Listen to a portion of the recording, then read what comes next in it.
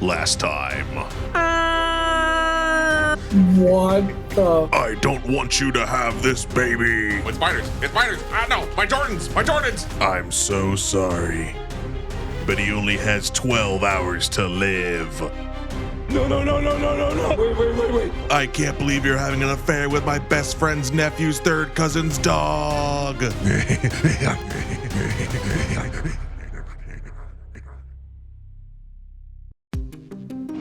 As we enter space for the first time in our ultimate randomizer run, we are faced with two massive issues. First, all ammo types have been randomized to require resources that are not yet obtainable in the vacuum of space. We will need to unlock advanced asteroid processing for ships to be able to craft ammo on the fly. In the meantime, the ships will have to monitor their own ammo supply and restock automatically at novice whenever they begin to run low. Secondly, the biters have reached their final evolutionary stage, Behemoth.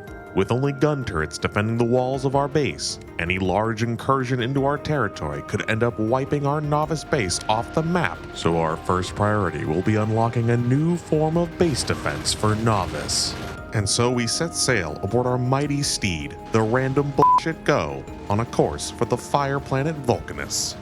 We came prepared with enough supplies to get a good head start on the new planet, and after landing and dropping all of our gear to the surface, we took to exploring the scenery, including giant piles of fish and rich deposits of petroleum gas barrels, and came to the disconcerting realization that the barrel recipes were randomized to no longer use full or empty barrels, meaning that these barrels could not be used to gain petroleum. Luckily, the sulfur geysers were left completely untouched, unlike the demolishers, which this mod has inappropriately touched all over by randomizing the health of each individual segment of their body. But these sights paled in comparison to the discovery we were about to make upon opening the tech tree. Oh no. Oh no. Oh, what? We can't do anything.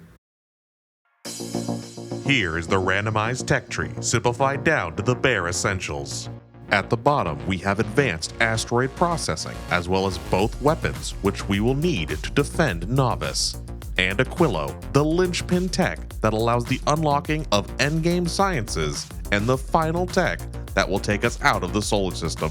In order to reach these vital techs, we have to navigate this maze of a tech tree, all while Novice is under assault by the most powerful versions of biters that have almost every single stat buff. It is in desperate times like these that I must consult the holy source for all Factorio knowledge. What is up, my Factorio heads? You're now listening to 103.6. The Efficient Engineer FM, where we play nothing but the most efficient songs to build a factory to. This ain't some Fortnite player's radio station. I'm waking up. I understand everything. And our first step requires us to leave Vulcanus behind to find and mine a Fulgoran vault ruin. We arrive at Fulgora with no plans to stay for dinner, since we have stocked up our ship with enough supplies for 2 rocket launches off the surface. We quickly locate the nearest vault ruin amidst a vein of agricultural towers, and quickly beat it off until it spews its load all over the ground and filling my pants. The heavy armor it provides, of course, only stacks to 1 and instantly fills my inventory to the brim, as well as being unable to be bulk moved into my trash slots. After clearing my inventory of unwanted stains, I quickly set up a small forward operating base in order to collect the items needed to unlock the other planets. There are 2 things that cannot be freely crafted and can only be obtained through mining on Fulgora. These are agricultural towers, which are mined straight out of the ground, and the big miners, which drop at a 1% chance when breaking down said agricultural towers with the scrap recycling recipe. The agricultural towers are of course vital for the place that shall not be named, and as per Orb Factorio randomizer tradition, literally have the worst possible roll to their stats that is possible in the game. Yeah, boy. The big miners, however, are not so cursed and are the first miners since the burner miners to actually have a buffed mining speed. That, combined with their significant reduction in energy usage, it's safe to say that I, a grown adult orb, are 100% in love with these miners. Hey everyone, I love big miners! I love big miners! I love big miners! Shut the fuck up! I am gonna come up there! I'm gonna kick your fucking ass! Once we obtain everything we need, we depart Fulgoran with our ill-gotten gains. No more than 20 big miners and 350 agricultural towers to our name. The next step is to break a big volcanic rock on Vulcanus in order to craft carbon fiber, which will in turn unlock the foundry recipes and open up Vulcanus for conquest. But two prerequisite technologies block the way, in theory requiring another detour to unlock the Vulcanus tech. But this planet is not so easily visited. A quick smash and grab will not be possible, since Stompers and Pentapods operate in much the same way as the biters do on Novice. The moment a foot steps onto the swampy surface of their wretched home, the clock begins to tick. With the evolutionary factor rising as time passes, any delay in the construction of a base could allow the Pentapods ample time to evolve beyond what we can defend against. The possibility of a massively buffed Pentapod kaiju army rumbling away our base the moment the first extra dirty farm is built is simply too real to ignore.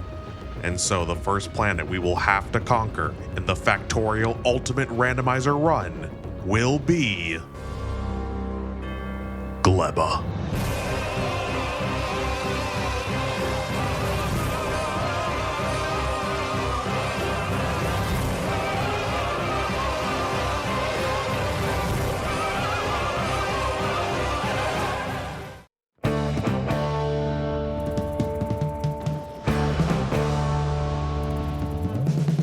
We begin Glebbing by dropping down to the surface with my first priority being to collect jelly nut and Yumiko fruits to unlock the foundry tech. Next, we mine iron and copper stromatolites to unlock and complete the agriculture and heating tower researches. And since we preemptively gathered the big miners on Fulgoran, we also automatically complete the holmium processing tech, unlocking pink Gatorade for crafting. Then my friend Pervy, taking half of the big miners we got from Fulgoran with him, heads to Vulcanus to mine a large volcanic rock, completing the tungsten carbide research and unlocking carbon fiber. Afterward, we begin stomping hundreds of jelly nut for the 2% chance at acquiring a biolab.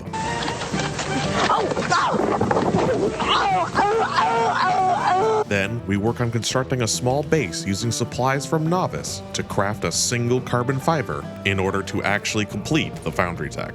This unfortunately requires us to craft pink Gatorade and thus require the sacrifice of big miners to the pink Gatorade recipe. But once we complete crafting the fibers, Vulcanus is fully unlocked for conquest. But since there are still recipes further down the tech tree that can bottleneck both planets' progresses, we are forced to split up and conquer Vulcanus and Gleba simultaneously. Fetch my battlesuit. The orb will not be leaving Gleba.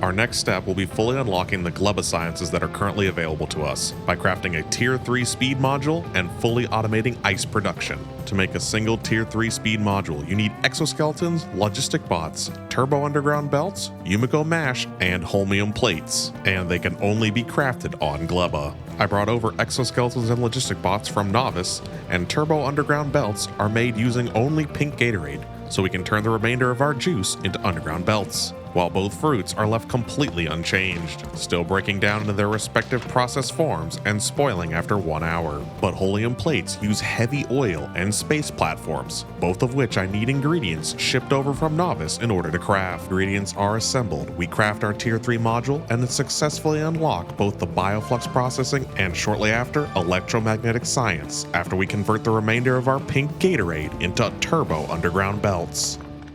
The next step is to unlock the big mining drill tech, since this gatekeeps the most important Gleba recipe, bacteria cultivation, which requires crafting a single artillery shell on Vulcanus, which our friend on Vulcanus is no doubt efficiently and quickly tech rushing to complete.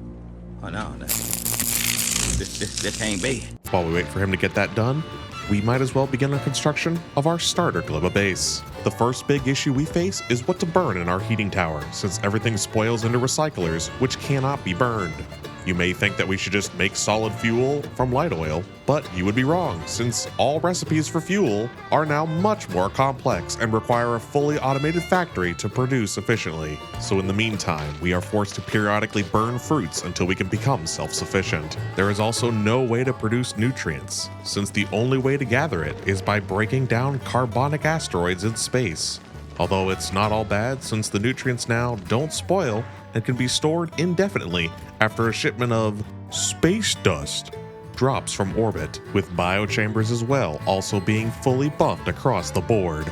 Also, the reason you're seeing random damaged buildings is because I have intelligently and smartly placed down buildings before clearing out the explosive Glebian fauna. No, I will not explain why this is smart and big-brained. Simply comment down below, "Wow, Orb Daddy, you're so smart," if your brain is smooth and orb-like mine. While I'm thinking about the fauna, I might as well check and see what I'll be up against once I start farming for reed.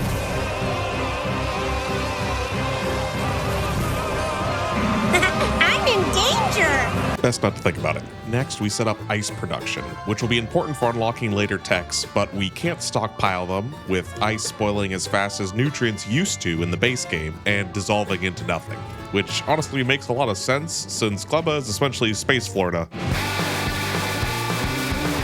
We also preemptively set up superconductor automation, which is the next item needed to unlock the Gleba techs, so that the moment the Vulcanus research bottlenecking us is gone, we can instantly complete all of the remaining crafting-based Gleba technologies. Now, with the bottlenecks clear, we can begin the construction of a true Gleba base. However, a single revelation awaits us. A drop of cosmic truth that would change the course of this playthrough forever.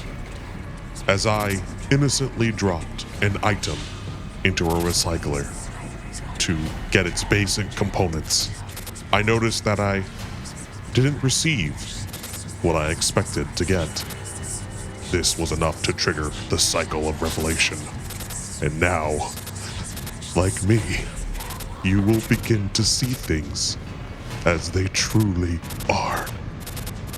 Each item's recycling recipe is also randomized, no matter if it came from using only liquids or the highest tier of materials. Every single item has a unique recycling recipe, with the only way to view them being to individually select the recipes from the Factoriopedia. To parse through these eldritch runes would require a madness that only an orb could possess.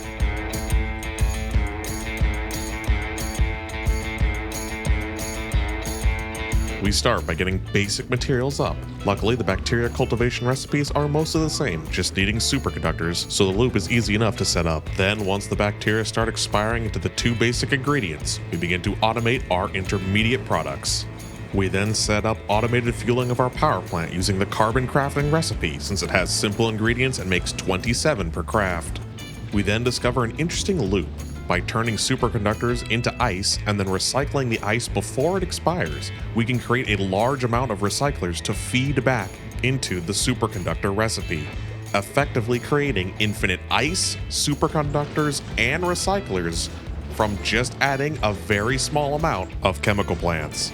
And very soon we discover another absurdly overpowered recycler recipe by turning iron plates mined out of the ore patches into burner miners, and then the burner miners crafted into copper plates. You can then recycle the copper plates into an insane 60 green chips per second off a single unmoduled common rarity building, which is enough to fill multiple green belts, because the green belts were debuffed by almost 50%. Ha ha ha ha ha. But while the regular green belts are worthless, the green underground belts will have a very special use in this playthrough. You're so supreme. I give my life, not for honor, but for you. In my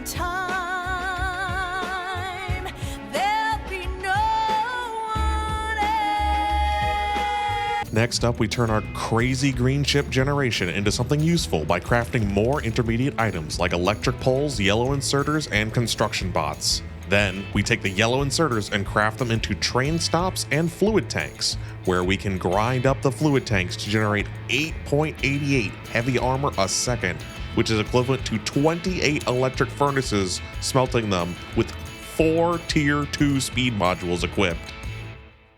Well, it's about that time again in the video where I can't think of any good ways to segue into what happens next. So I'll just start rambling off stuff that happened in order and pretend like it's a montage. Yep. Should start in. Set up burner miners from stone miners smelting. Set up rail chain signals to make more chemical plants. Tier 1 efficiency modules set up. Upgrade the power plant, lack a lot. Set up assembly machine 1s. Check on novice.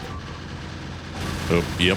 Yeah, that's about right. Set up a mall for all the goodies we'll need. Recycle carbon into Tier 1 efficiency and productivity modules. Try to fix the ships dropping down nutrients all over the floor. It didn't work. Setting up logistical bot automation. Literally being incapable of learning your lesson. Bearing witness to the horror that is the green bulk inserters. God, these long belts are so nice. You have no idea how easy it makes it. Automating solar panels since we'll need them in order to launch rockets. Hey, wait, didn't I have a southern accent? Setting up sulfuric acid production. My brother in Christ, why the fuck don't you clear out those plants before you start building? Setting up the first rocket fuel exoskeleton legs. Novice check. Man, I'm sure they'll be fine. Setting up more water pumps because they're so fucking shit. More biolabs for bacteria cultivation. Check on novice. Man, we should really do something about that. Setting up even more chemical plants to make sure our loop doesn't break. And setting up bacteria generation as a backup for the cultivation. Yeehaw, roll tide, turn left.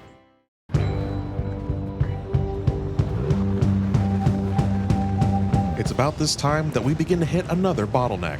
We are quite reliant on our ship, the Random Bullshit Go, to feed the Gleba base both its nutrients and portable solar panels, which are required to make cargo landing pads, one of the 3 ingredients needed to launch a rocket off planet. So, we need to design a new ship that can not only bring us the materials we need, but also move the Gleba science to novice. I christened the new ship the Solar Panel because when you've been looking through the recycler recipes in Factoriopedia for 10 hours, you no longer feel like being creative. However, this ship design would end up having a critical design flaw that I affectionately refer to as... Your ship is dead. My ship is dead? What? What? Being complete fucking dog shit. In fact, all of our ships begin to succumb to an insidious killer in space. You see, asteroid health is also randomized. This problem is further compounded by the different ratios of asteroids per travel lane to each planet, meaning that while the ships can make the novice to Gleba or Vulcanus routes with relative ease, routes with higher averages of asteroids become more difficult to traverse exponentially, since a higher volume of asteroids increases the likelihood that a bunch of high health asteroids spawn at once. It also doesn't help that the massively increased gun range actually works against us, since the guns now get more easily distracted by rocks that are nowhere near the ship. Jingle, jingle, pay attention. Pay. So we will need to redesign our ship to have an absurd amount of defenses in order to handle any potential bad luck scenarios that would doom normal vessels. And to do that, I will finally fully exploit an aspect of space mining that I have not yet unveiled. From the first part, you no doubt remember that the stack sizes of all caught asteroids can be heavily abused. By using asteroid collectors as chests, we can store more collected asteroids than intended. But one space rock cracking recipe is even more abusable. The carbonic asteroid cracking and reprocessing both have between a 20 and 40% chance of creating 61 times the nutrients that were put into the machine initially, effectively granting infinite carbonic asteroid cracking off of just a single collected carbonic chunk. But it gets even worse. since with asteroid reprocessing, we can turn that unlimited nutrients into unlimited amounts of all 3 different types of asteroids with just a single internally looped system that dumps the excess nutrients. Unlimited resources means we can make an extremely fast ship with a mass gun array at the front to haul our resources, making sure to also abuse the turbo underground belt's insane length to belt ammo from the rear of the ship all the way to the front. And so, the Long Haul Mark I is born. However, incredible boons granted by this mod are balanced out by punching you in the face, since fluid pumps are too heavy to be launched into space, so in order to throttle our engine for maximum fuel efficiency, we have to ship up the materials and craft them in orbit. But once all the pieces are assembled, she carves through asteroids like a knife-wielding Roomba carves through children. With a safe and quick way to move between the stars, we are now able to build a dedicated satellite above each planet to ensure a constant stream of space resources to the surface. And for the design of the Vulcanus satellite, my friend stole my fucking blueprint. I'm taking inspiration from you by stealing your blueprint the moment you finish it. I was waiting like a hungry dog in a bowl for your delicious, delicious blueprint. But with ample resources, we are now able to launch rockets off Gleba and construct a Mountain Dew assembly array in earnest, which is one of the easiest sciences in the game, since it only needs recyclers, which are spoilage, and water barrels, which can be made in a foundry for basic materials. So we just perform the sea turtle method of just making a shit ton of them and hoping some of them make it home. With Gleba science, we can unlock the remaining Gleba techs and open the way for Pervy to create Vulcanus science. We also finally unlock Spidertrons, and, Oh no. damn, why does it have one big leg? It's sick. I would also like to politely ask my haters to quit preying on my downfall, cause you won. Minus 90% speed. I have a question. For God. With our orange juice dispensers fully online, the last of the techs gatekeeping us are clear and the road is now wide open to return to Fulgora. But before we abandon Vulcanus forever, there is one more thing that we need to take care of. We need to evict some renters. Well, hello, little worm. Don't be shy. Step right up. I'm a reasonable guy. Don't be frightened by the look in my eye. I'm just your average evil orb from out of the sky.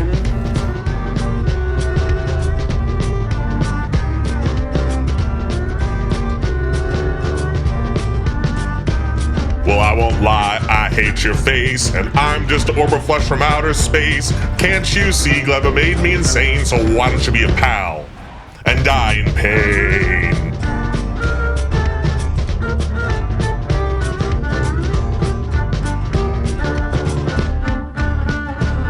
Worms, worms, time to die. I'll cook your meat till it's good and fried. Sure, PETA thinks it's deranged, but when they're dead in the ground, they can't complain. Worms, worms, it's okay. It doesn't matter if you run away. And if at first they think it's strange, they won't think twice when they're writhing in pain.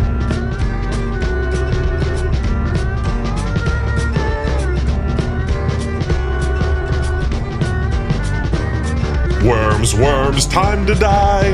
I'll cook your meat till it's good and fried. Sure, the UN might think it's deranged, but they won't have thoughts when I tear at their brains. Worms, worms, I can't deny. I get a thrill when your children cry. And if you think that I'm insane, well, get over it, bitch, you'll never see him again.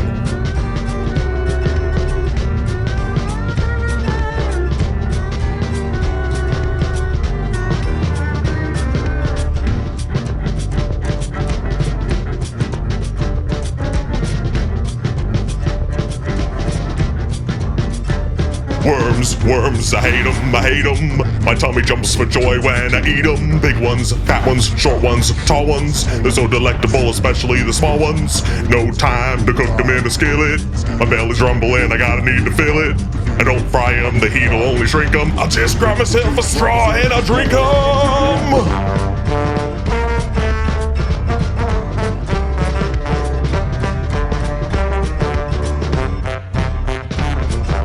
Worms, worms, it's time to die. I'll cook your meat till it's good and fried. Surely you and might think it's deranged, but when they're dead in the ground, they can't complain. Worms, worms, I won't lie.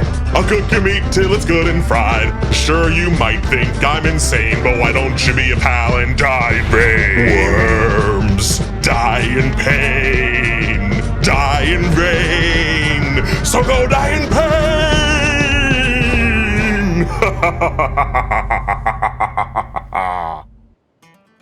With Gleba and Vulcanus almost fully complete, all we need now is to wrap up the remaining loose ends before departing for the thunder capital of the solar system, Fulgoran, which is definitely for the best, because the mental strain of being on a randomized Gleba for 20 hours is definitely getting to me.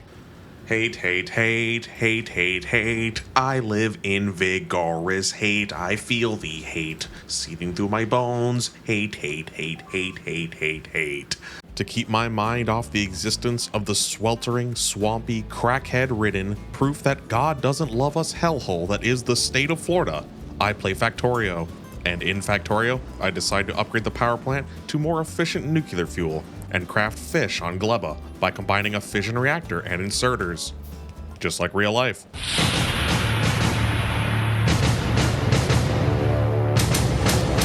You might have noticed that this whole time on Gleba, we never built a farm. How very observant of you. Here's a kiss. Mwah.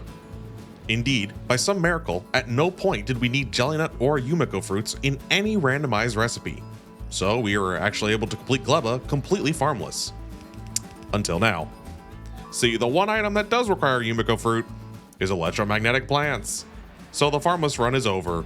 But luckily, we don't have to keep the farm for long. We just have to keep it up for a little bit until we make enough electromagnetic plants to satiate us for the rest of the run, and then let the stoppers just completely annihilate them. Which they will do because the Tesla turret's turn speed is so debuffed that they might as well just not even shoot at all. But once that's done, we load our ship with everything else that we'll need for Fulgoran. Realize I once again drew another penis on the map. God damn it, not again. Make sure we upgrade what we can on Gleba before we leave. And before I swing the ship around to pick up Pervy, I review his Vulcanus base to make sure that it's stable. Oh my god, what the fuck? Your power's all over the place. It's unstable as fuck. Yeah, as power should. No! Also, if you're wondering how Novice is doing, looks like the bot's got it all taken care of. Gleba was a unique challenge, requiring a lot of recycler recipe utilization to overcome the shortcomings. It was a good warm-up for the future that awaits us on Fulgoran, since the meticulous handcrafted balancing of the reverse crafting recipes is completely thrown out the window and is completely replaced by a totally random recycler output, so I'm excited for that. But alas, reassured by the knowledge that all of our bases are secure, we blast off of Gleba's surface, bound for bigger and brighter days ahead. Indeed, everything is looking up for Orb of Meat. Orb of Meat. Your time devouring this dimension is at an end. For the crimes of dimensional immigration and the countless murder of VTubers and multiple-sided beings, I, Cube of Plastic, shall destroy you. Orb of Meat chop! Pathetic. You're much weaker than you were back then. Wait, don't break that tentacle. I keep all my bones in there. Oh!